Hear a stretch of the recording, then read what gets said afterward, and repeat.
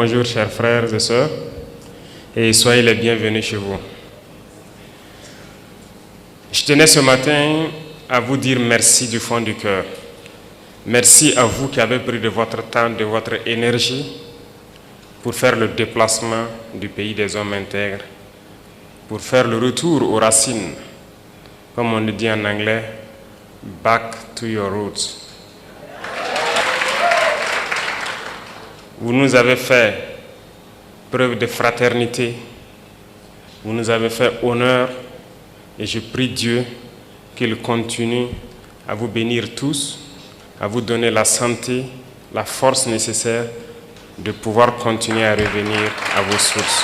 Parmi vous, il y a des personnes âgées, très âgées, qui malgré le poids de l'âge ont fait le déplacement avec vous. Je vous dis infiniment merci du fond du cœur et que Dieu continue à vous réconforter. Je suis de bout en bout tout votre séjour parmi vos frères. Chaque soir à la télévision, j'essaie de voir quelles sont les activités que vous avez eu à mener. Et je peux avouer que je suis très content de tout ce que vous avez déjà pu découvrir. Mais je prie Dieu que le temps soit encore de notre partie et que vous puissiez revenir et pouvoir découvrir beaucoup plus de choses à travers le Burkina Faso. Certes, beaucoup ont été déconseillés de venir vers le Burkina. Je vous salue également pour votre détermination à vouloir nous accompagner dans notre lutte, à vouloir donc accompagner vos frères et sœurs ici au Burkina Faso en investissant dans tous les domaines possibles. J'en ai échangé avec le Premier ministre rien que hier sur la carte de résident permanent. Certes, nous avions mis des conditions d'acquisition de la carte, mais aussi d'autres conditions financières, mais nous avons décidé de lever la condition financière en ce qui vous concerne pour que vous n'acquisiez. Donc pour vous, il sera question juste de vous en tenir à la question de la carte.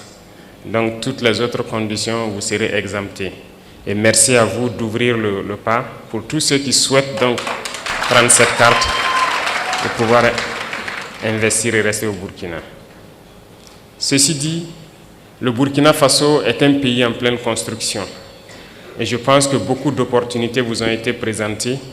Il y a encore beaucoup d'autres opportunités. Déjà la question de la radio et de la télévision, je puis aussi vous assurer que je ferai tout pour accompagner la création d'une telle radio ou d'une telle télévision ici au Burkina Faso.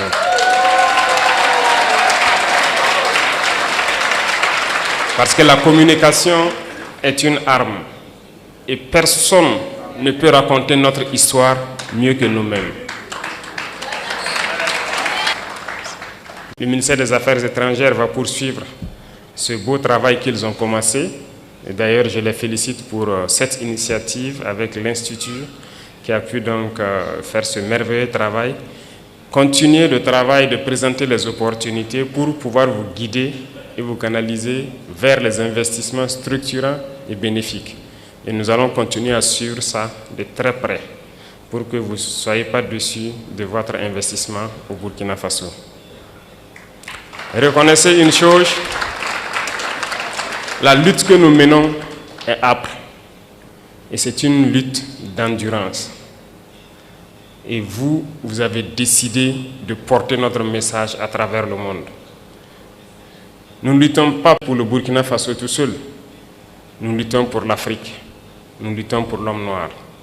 Nous luttons pour la dignité de l'Afrique. Nous luttons pour le bien-être de nos populations.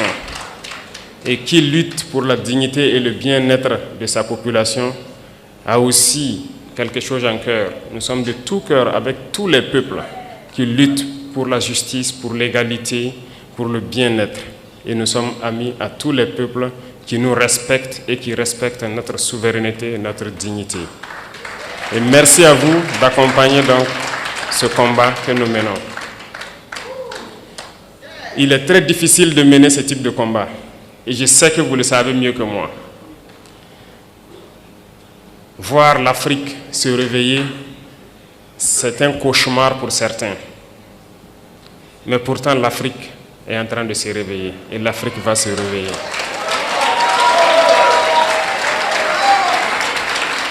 Nous n'allons pas être complices de leur souhait,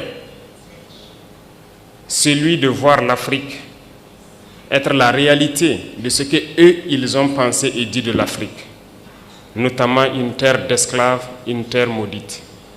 Nous n'allons pas être complices et les accompagner pour que ce qu'ils pensent soit une vérité. Nous leur dirons que l'Afrique est un continent d'espoir, est un continent combatif et l'Afrique est un continent d'avenir. Et nous allons nous battre pour cela. Il faut que partout où des Africains se retrouvent, il faut que nous comprenions une chose. Seuls unis, nous pourrons aller loin. Et il faut que nous arrivions à nous unir d'une manière ou d'une autre. Et cela incombe plus à la jeunesse aujourd'hui, mais aussi aux anciens, qui doivent pouvoir expliquer à la jeunesse